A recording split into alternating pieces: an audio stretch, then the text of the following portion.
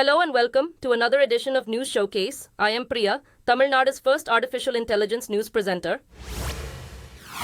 Bengaluru city, which is home to several international software companies and a sizable population of computer-savvy migrant workers, is experiencing a serious water shortage.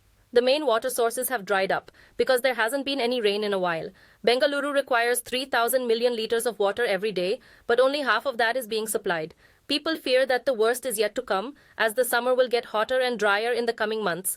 The government has set up a control room and formed a task force, including lawmakers and government officials, to deal with the crisis. The Cauvery River and groundwater are the two main sources of water for the city. Sewage treatment plants are supplying recycled water, which is utilized for most non-drinking purposes. US President Joe Biden and his predecessor Donald Trump have both passed the delegate thresholds to secure their party's nominations for the November election. It comes after US presidential primaries and caucuses were held across the country. Biden expressed his gratitude for the support and cited positive economic trends as evidence of the US's comeback. Trump remains popular with the Republican voter base, focusing on stricter immigration laws, fighting crime, and boosting domestic energy production. Both candidates have dominated their races so far, and polling indicates Americans are dissatisfied with the prospect of another showdown between them. The U.S. presidential election will take place on the 5th of November this year. Reports say many users on the X social media site want Donald Trump to return to the platform. Trump was suspended from the site 2 years ago, but his account was restored a little later after it was bought by billionaire Elon Musk. But Trump did tweet as he used to and instead remains active on his own platform, Truth Social. According to reports, one user pointed out that the former president cannot or would not return as he has over 1 billion followers on Truth Social, while another said his return would be epic. Trump was thrown out of the site, previously known as Twitter, after he was accused of inciting rioters at the Capitol Hill in 2021. Police in Delhi have uncovered a fake cancer drug network and made 7 arrests, some of them employees of a hospital. The cheats filled vials with antifungal medication, worth just 100 rupees, and sold them to patients as cancer medications for as high as rupees 3 lakhs. Reports said the fraudsters sold over 7,000 doses of fake medicines in India, China, and the US over 2 years. Investigators who swooped on 2 apartments in Delhi found equipment and empty vials used in the production of the fake medicines. 2 staffers from a hospital supplied empty vials to the lead player in the crime. The 7 suspects have been charged with criminal conspiracy, cheating, forgery, and sale of tainted medicines. The State Bank of India has said it issued 22,217 electoral bonds between 2019 and February of this year. It said except 187 bonds, the rest have been redeemed by political parties, and the money from those not redeemed have been deposited to a government fund. On Monday, the Supreme Court ordered the bank to release details of the bonds immediately to the Election Commission or face contempt action. It said the details should be published on the Commission's website by Friday. In February, the top court declared that the electoral bonds program was unconstitutional and that it infringed on the right to information of the people.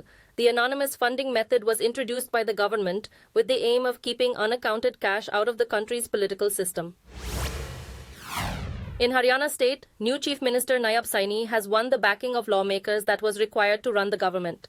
It comes a day after the coalition government of the BJP and the JJP collapsed after differences between them over the upcoming general election.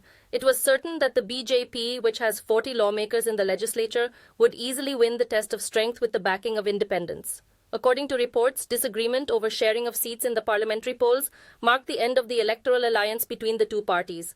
The northern state has 10 seats in parliament, and the BJP took all of them in the last election in 2019. In the western state of Maharashtra, the governing Shiv Sena has completed electoral deals with its allies ahead of the general elections in weeks from now. According to reports, the BJP will contest in 31 of the state's 48 seats in parliament. The Shiv Sena, led by Chief Minister Eknath Shinde, is contesting in 13, and the breakaway faction of the NCP under Ajit Pawar will run in 4 seats.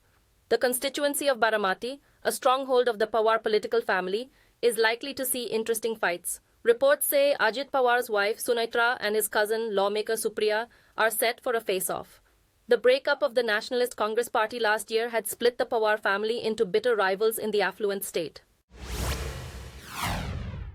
The Indian government has clarified that the Citizenship Amendment Act does not impact the citizenship of any Indian, and there were no plans to repatriate Muslim migrants. The CAA has reduced the citizenship application period from 11 to 5 years for those persecuted on religious grounds in Afghanistan, Bangladesh, and Pakistan who entered India before 2015. The Ministry of Home Affairs said there is no bar on Muslims from anywhere in the world seeking Indian citizenship under laws related to naturalization. It also said the act does not deal with deportation of illegal immigrants. It clarified the law allows any person, including Muslim migrants from any foreign country, to apply for Indian citizenship under the existing laws. The Nifty fell by more than 1% and the Sensex fell by more than 1,000 points, breaking below the 73,000 mark before beginning to recover. The largest declines were seen in the small cap and mid cap indices, with the BSE small cap index falling by more than 5%. The Nifty fell by 338 points and closed 3 points short of 22,000, while the Sensex closed 906 points lower at 72,761 during the day's trading session. The decline has been ascribed by analysts to excess liquidity and stretched valuations in the small and mid cap indices. A Japanese rocket carrying a standby satellite exploded minutes after it was launched from the Wakayama region in the west of the country. Space One launched Kairos, a small solid-fuel rocket, hoping to become Japan's first company to launch a satellite into orbit. The company has promised to look into the incident, but it did not say what caused self-destruction after the first stage engine began. The setback coincides with increased government and investor support for the industry in the face of a surge in demand for commercial satellites and a national security buildup. Earlier this year, Japan Aerospace Exploration Agency successfully carried out a historic pinpoint lunar landing, and its H-3 rocket is expected to send roughly 20 satellites. Reports say a cargo vessel belonging to Bangladesh has been hijacked in the Indian Ocean and is heading towards the Somalian coast. The ship MV Abdullah was on its way from Mozambique to the United Arab Emirates when it was boarded by 22 unidentified armed individuals. According to reports, the vessel owned by Kabir Steel Re-Rolling Mills was carrying 55 tons of coal and its crew was not harmed. This incident comes amid a resurgence of attacks on commercial ships, with over 20 hijackings in the Gulf of Aden and the Somali Basin since November. The United Kingdom Maritime Trade Operations is investigating the incident and has cautioned other vessels in the area. The European Union's foreign policy chief has said that starvation was being used as a weapon of war in Gaza. Josep Borrell's comments were a reference to the lack of aid entering the territory and described it as a man-made disaster. A Spanish ship carrying food supplies is on its way to Gaza, but the UN said this cannot replace the delivery of aid by land. Aid agencies say Israeli restrictions mean a fraction of what is needed is getting in, and the most effective way to get aid into the territory is by road. The UN has warned at least 576,000 people in Gaza were one step away from famine, and at least 27 people, many children, have died due to malnutrition and dehydration at hospitals in the last 2 weeks. Google has limited the types of election-related questions that users can ask its AI chatbot, Gemini, particularly in India where elections are due in the coming months. This move is part of Google's strategy to prevent controversies related to AI technology. Gemini, similar to ChatGPT, can answer text-based questions and generate images. The decision to restrict queries comes amidst global concerns about misinformation spread by generative AI, leading to increased regulation. Recently, Google paused its AI image generator after it inaccurately included a black man in an image of the US founding fathers and misrepresented World War II German soldiers. Glamour and glitter marked the Critics' Choice Awards held in Mumbai, which saw a stream of Indian cinema's top personalities. Actor Vikrant Massey was honored with the Best Actor prize for his role in 12th Fail, and the movie itself, made by Vinod Chopra, was named the Best Film. Shefali Shah was awarded the Best Actress prize for her role in Three of Us. The prestigious award ceremony honors excellence in films, web series, and short films.